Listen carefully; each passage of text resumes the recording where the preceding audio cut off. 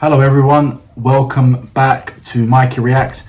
Obviously we've been on a bit of Oliver Anthony kind of journey over the last month or so. He's absolutely got a massive, and he really does deserve it. He's even done interviews already on Joe Rogan, and I believe he's done some interviews already with, did he do Jordan Peterson as well? That's pretty cool. So his music, of course, the biggest song he's done is Richmond, North of Richmond. But today we're going to react to something that was posted about 11 days ago. It's already got 2.5 million views. Of course, it's not going to be as big as Richmond versus Richmond. Although his music is absolutely amazing, Richmond, North of Richmond really spoke to a lot of us in so many different ways. So today we're going to do Oliver Anthony, 90 some Chevy, 2.5 million views. I'm really excited for this, guys. Don't forget, if you enjoy this kind of content, you want to listen to some more of my thoughts that go a bit deeper about people like Oliver Anthony, their music, which has, you know, some kind of political dialogue, politics and history in general, head over to Patreon. The link is just down below in the description. It's just $5 per month at the lowest rate. So, and with that, you get most of the content anyway. So you will absolutely love it, guys. And don't forget that if you enjoy this, like the video, subscribe to the channel. Absolutely every subscription helps. We're just a small channel. I'm just a small channel, and your support really means the world to me. So those of you who have helped me get this far, thank you very much. And those of you who are joining me now for the very first time, I'm really, really happy to have you here. And I can't wait to see you, or I can't wait for you guys to enjoy my content further in the future. So let's get to this video.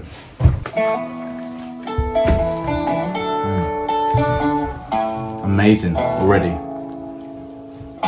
Old darling mine is like a 90-some Chevy. Sorry to stop it, but I love the fact that he's always doing it out in the woods. She rides just right when you turn her on. The only thing sounds better than that old 350s when she's running up to kiss me. When I get home, it's been a hard day. I'll tell you, darling, it's been a long week. Might have to load up the dogs, go and listen to the frogs croaking down in the creek. We can take her nice and slow, a case of beer and a Zell cold. Let the sun sink good and low. There ain't no telling where we'll go in the back of that 90-some Chevy. He's got a great voice. Great voice. In the back of that 90-some Chevy. Oh, he's added some kind of music video to this. Well, I'll tell you a story at the end of it. Well, she's hotter than hell, I'm higher than gas. She's sweeter than honey, I'm poor white trash. She ain't had a check that I couldn't cash. I guess that she's my Carter and I'm her cash. And I've been sitting around drinking on it. I guess I'm gonna have to get me a ring and get it on it. 'Cause that old darling of mine is like a 90-some Chevy. She rides just right when you turn her on. The only thing sounds better than that old 350s when she's running up to kiss me. When I get home, it's been a hard day. I tell you, darling, it's been a long week. Might have to load up the dogs, go and listen to the frogs croaking down in the creek.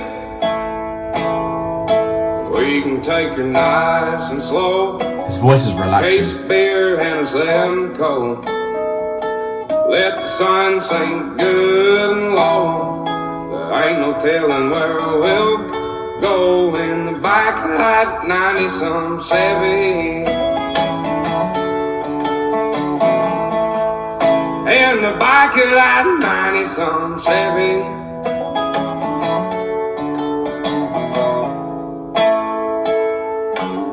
That old darling of mine's like a 90-some Chevy. She rides just right when you turn her on.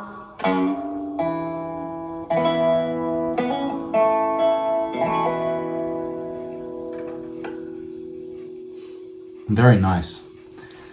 Very, very nice. I have to say his voice is amazing. I was almost told you in the middle of the song. I watched a really short clip. I think it was about 15 minutes. He was on Joe Rogan and he was talking about, I think, the Chevy. Well, of course, he's talking about a woman that he loves. This is what the song is really about.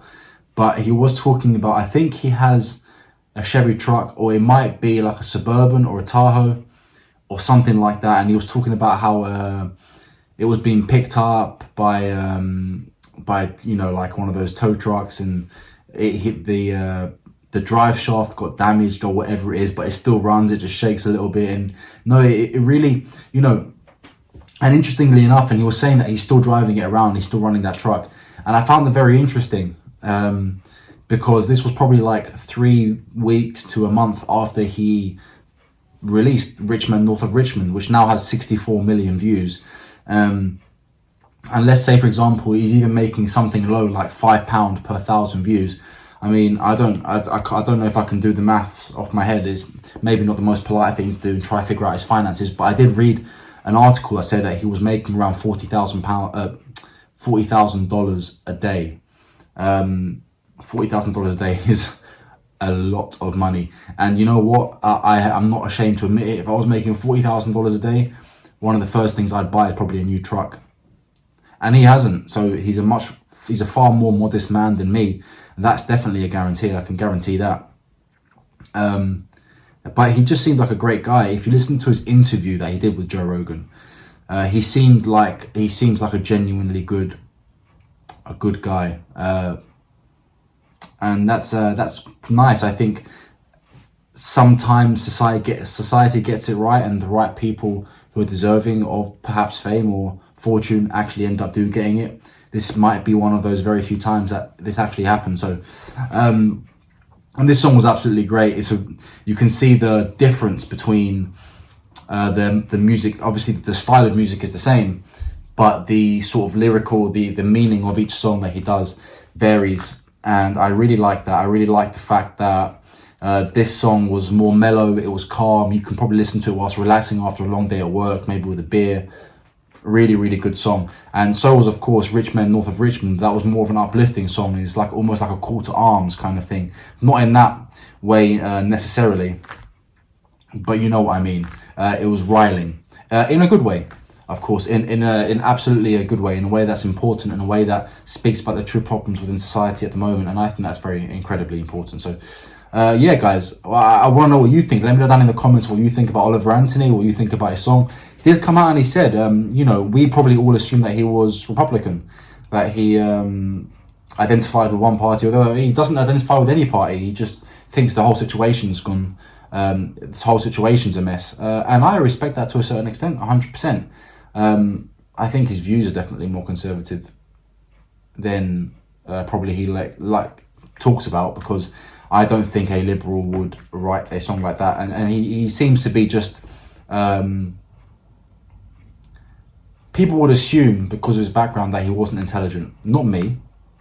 But there's definitely that assumption, especially in middle America, that sees people from the South or people who work manual labor, for example, as maybe less than or less intelligent. You can tell from talking to him, or listening to him talk, rather, should I say, especially in Joe Rogan and Jordan Peterson, and to keep up in a conversation with Jordan Peterson, for example, and even Joe Rogan, who's very intelligent himself, it is really something special, because, it does show that not only is he a fantastic artist, not only does he have very aligning views with a lot of people within the United States, a lot of people like me and you, but it does show that he is intelligent and he's able to speak his mind, he's able to put a point across.